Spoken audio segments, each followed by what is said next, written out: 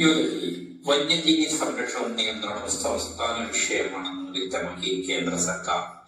1972 വന്യജീവി സംരക്ഷണ നിയമം പരിഷ്കരിക്കാൻ ആലോചനയില്ലെന്നും വന്യജീവി ആക്രമണത്തിൽ പരിക്കേറ്റവർക്ക് ധനസഹായം നൽകുന്നുണ്ടെന്നും ഇവിഷയത്തിൽ ഹാരിസ് ബീരൻ MP ഉന്നയിച്ച ചോദ്യത്തിന് കേന്ദ്ര സർക്കാർ മറുപടി നൽകി.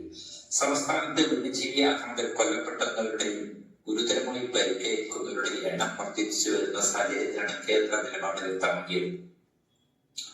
കേരളം, കർണാടക, തമിഴ്നാട് തുടങ്ങിയ സംസ്ഥാനങ്ങൾ വന്യജീവി ആക്രമണം രൂക്ഷമായ സാഹചര്യത്തിൽ 1972 വൻ വന്യജീവി സംരക്ഷണ നിയമം പരിഷ്കരിക്കണം എന്ന ആവശ്യം മുൻനിർത്തിയാണ് ഹാരിസ് ബീരൻ MP പാർലമെന്റിൽ ചോദ്യമുയർത്തിയത്.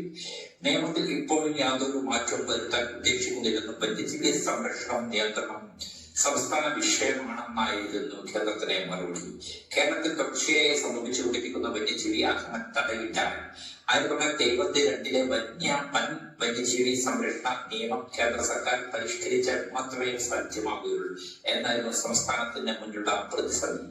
അതേസമയം പാർലമെന്റിൽ ഉന്നയിച്ച തന്റെ ചോദ്യത്തിന് സംസ്ഥാനത്ത് പ്രതീക്ഷിച്ച നൽകുന്ന മറുപടി കിട്ടാത്തതിൽ ഹാരിസ് ബീരൻ പരോക്ഷമായി വനംവകുപ്പ് മന്ത്രിയെ വിമർശിക്കുകയും ചെയ്തു. വയനാട് എവിടെയാണെങ്കിലും വന്യജീവി ആക്രമണം നടന്നു കഴിഞ്ഞാൽ അവിടെ പോയി ഗ്രൗണ്ട് ലെവൽ വർക്ക് ചെയ്യേണ്ടവർ തിരുവനന്തപുരത്ത് ഓഫീസിൽ ഇരുന്നാൽ കാര്യം നടക്കില്ലെന്നും ഹാരിസ് ബീരൻ പ്രതികരിച്ചു. ചീഫ് വൈൽഡ് ലൈഫ് വാർഡിന് വന്യജീവികളെ വെടിവെക്കാൻ ഉത്തരവ് കൊടുക്കുന്നതിന് മുമ്പ് സെക്ഷൻ 11A പ്രകാരം ഒരുപാട് നടപടിക്രമങ്ങൾ പാലിക്കേണ്ടതുണ്ട്.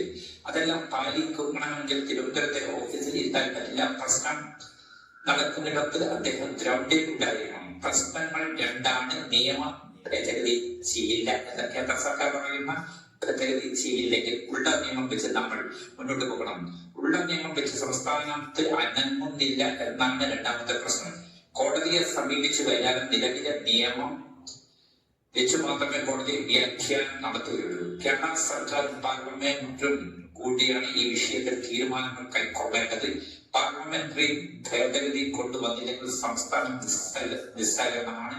ഉള്ള നിയമം വെച്ച് കേരളം കൃത്യമായ നിലപാടെടുക്കുകയാണ് വേണ്ടതെന്നും MP പ്രതികരിച്ചു.